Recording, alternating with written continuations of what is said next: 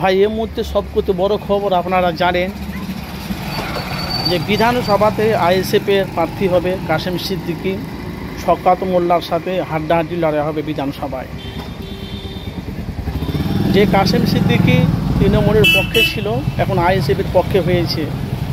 কাশেম সিদ্দিকী বলছে আগে আমি বিধানসভাতে আগে আমার ভাইয়ের পাশে আমি দাঁড়াবো, আমার ভাই কী বলছে সেটাকে আমাকে দেখতে হবে।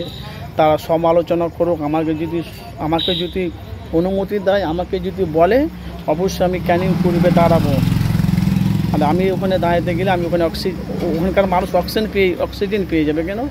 একটা পীরজাদা ভাঙড়ে আর একটা পীরজাদা ক্যানিংয়ে। সেই নিয়ে এখন বাংলার মানুষ অনেক রকম সমালোচনা করছে। কেউ বলছে কাশেম সিদ্দিকী ভাইজান জিতে আবার তৃণমূলে চলে যাবে, কেউ আবার বলছে আইএসএফ ওনাকে প্রার্থী দেবে না, ওনাকে টিকিট দেবে না, হয়তো আইএসএফ মানে কাশেম সিদ্দিকী ভাইজান আবার তৃণমূলে চলে যাবে। এই নিয়ে এখন বাংলায় এখন বলা বলি কথা সব আলোচনা চলছে। আপনারা দেখতে পাচ্ছেন বড় বড় সাংবাদিক মিডিয়াদের মুখোমুখি আপনারা দেখতে পাচ্ছেন।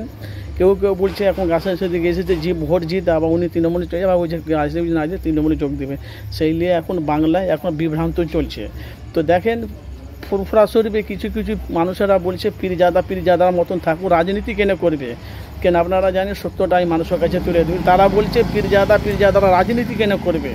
তারা হুজুরি ঠিক আছে, তারা জলসা নিষেধ করে সেটা ঠিক আছে। সেই নিয়ে এখন অনেক মানুষরা বলছে কিছু পীরজাদারা তারা টাকার দিকে লোভ হয়ে গেছে, তারা টাকার দিকে তাদের আকর্ষণ বেশি। এই জন্য এখন কাশেম সিদ্দিকী রাজনীতিতে নামছে। ভাই দেখেন সাধারণ মানুষ তো তারাই বলছে। আবার এরা আবার বলতে চাইছে কি আগে আইএসএফে আসতে গেলে আইএসএফের দলটাকে চিনতে হবে, বুঝতে হবে, ভালোবাসতে হবে, তবেই আমরা চিন্তা ভাবনা করে আমরা সবাই মিলে বসে আলোচনা করে যদি আমরা তাহলে ওনাকে টিকিট দেব। কিন্তু জিতে গেলে দল বদল করলে হবে না, এক নৌকা বাঁধিতে হবে। সেই নিয়ে এখন বাংলায় এখন তোলপাড় চলছে। এখন টিকিট দেবে কি না দেবে সেটা এখন সমালোচনা। দেখেন সামনে বিধানসভাতে দেখেন ক্যানিংয়ে ব্যানারে থাকবে আইএসএফের প্রার্থী তোমার নওশাদ সিদ্দিকী, আবার ক্যানিং পূর্বে থাকবে শওকত মোল্লা, আবার তৃণমূলেরও প্রার্থী হতে পারে কাশেম সিদ্দিকী। কেন এখন ভাই দেখেন উনি এখন রাজনীতি ময়দানে নামবে, সেটা নিয়ে এখন সব আলোচনা বাংলায় চলছে। এখন কী হবে বলতে পারবো না, কোনটা ভালো হবে আপনাদের মতামত অবশ্যই জানাবেন যে যেখান থেকে আছে।